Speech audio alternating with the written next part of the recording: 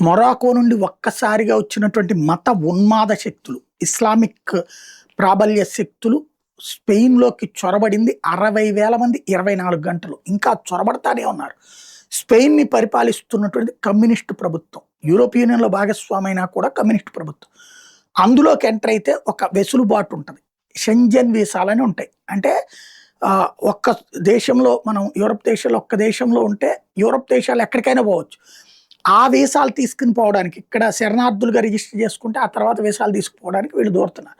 ఇక్కడ వీళ్ళని కట్టడి చేయడం, కాల్చడం లేకపోతే ఆపడం అనే పనిని మీరు చేసేందుకు ఆ దేశపు సైన్యానికి అనుమతి ఇవ్వలేదు స్పెయిన్ అధ్యక్షుడు. దాని పర్యవసానం వేలాదిగా చొరబడి వస్తున్నారు. వచ్చి నిన్న రాత్రి కూడా నేను వీడియోలు చూపా. ఇళ్ళని పగలగొడుతున్నారు, కార్లు తగలబెడుతున్నారు. చివరికి ఇంటి ముందుకొచ్చేసి టాయిలెట్ పోసేస్తున్నారు, టాయిలెట్ చేసేస్తున్నారు. ఏదైనా మాట్లాడితే మీద పడిపోతున్నారు, కొడుతున్నారు, తిడుతున్నారు, అరాచకం చేస్తున్నారు, అసహ్యకరమైన పనులు చేస్తున్నారు.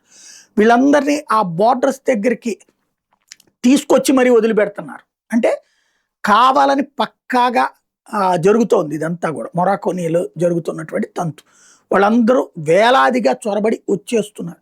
స్పెయిన్‌లో గందరగోళ పరిస్థితులు నెలకొన్నాయి. ఇప్పుడు వీళ్ళు ఉన్నటువంటి వీళ్ళందరూ దిగినటువంటి క్వెట్టా నగరం ఇప్పుడు వాళ్ళ చేతికి వెళ్ళిపోయింది. ఓ రకంగా చెప్పాలంటే చొరబాటుదారులు ఆక్రమించుకున్నారు. స్థానికులు ఇప్పుడు భయాందోళనతో వణికిపోతున్నటువంటి పరిస్థితి. బట్ స్పెయిన్ ప్రభుత్వం మాత్రం చూస్తా కూర్చున్నటువంటిది.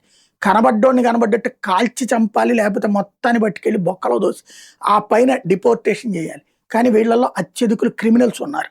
మరి క్రిమినల్స్ను కూడా అక్కడ ఎలా అలౌ చేస్తారు? వీళ్ళు మళ్ళీ యూరప్ అంతా తిరగాలనుకుంటున్నారు. అంటే యూరప్ సమాజపు నాశనానికి ఇది తొలి అడుగా అన్నది ఇప్పుడు చర్చ జరుగుతుంది.